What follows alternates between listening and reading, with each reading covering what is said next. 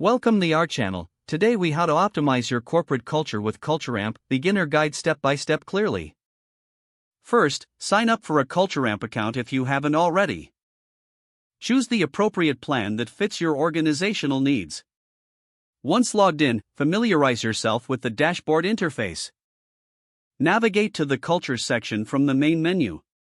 Explore the available resources, including guides and tutorials. Begin by assessing your current corporate culture. Utilize the free culture assessment tool to gather initial insights. Encourage team members to participate by distributing the survey.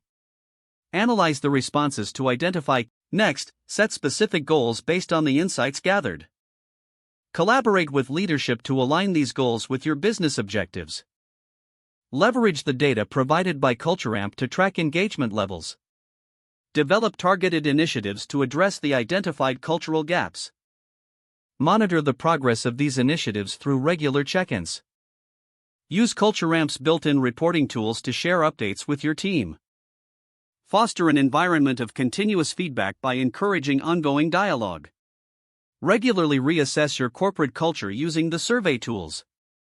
Adjust your strategies based on new data and employee feedback. Celebrate milestones and recognize achievements in your culture journey.